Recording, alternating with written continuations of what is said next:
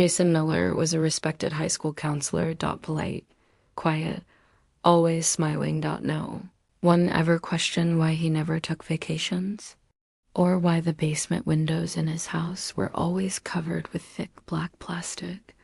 For 17 years, he lived alone in that house ever since the night of the accident. That's what the police had called it. Back in 2006, Jason's 10-year-old sister, Rachel, had gone missing, vanished on her way home from school.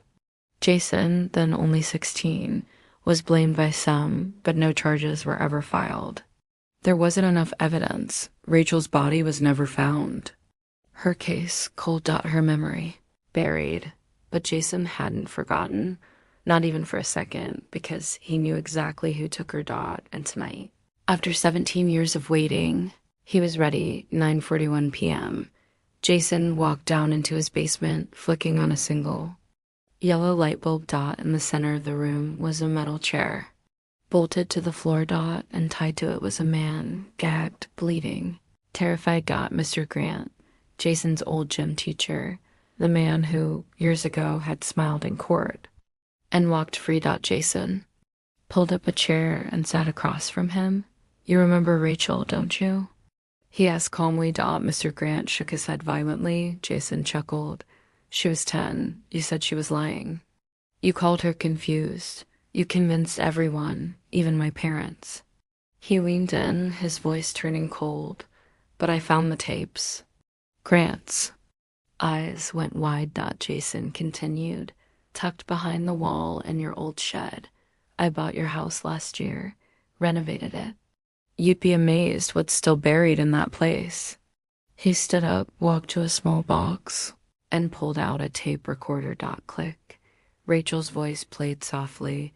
He told me if I told anyone, he'd kill Jason. Please don't let him hurt my brother. Jason's hands shook. He turned the player off. I wanted you to rot in prison. I gave the tapes to the police. Jason paused, but they said the evidence was too old. Chain of custody issues. Legal nonsense. He stared directly into Grant's soul. So I came up with another solution. Grant screamed behind the gag, thrashing violently. Jason calmly opened a small duffel bag. Inside, plastic sheets, surgical gloves, and a bone saw. You'll never be reported missing. You quit your job last month. No family, no friends. Just like Rachel. Jason turned up the music in the basement, loud enough to drown out the screams. 2 hours later, Jason placed a small wooden box on Rachel's childhood bed upstairs. Inside was Grant's class ring.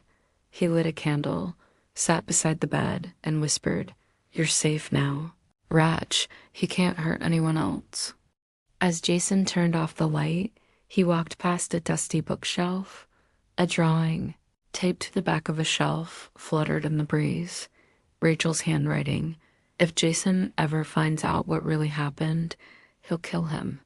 Please don't let him. No. Jason stared at it in silence. And for the first time in years, he wasn't sure anymore who the monster really was.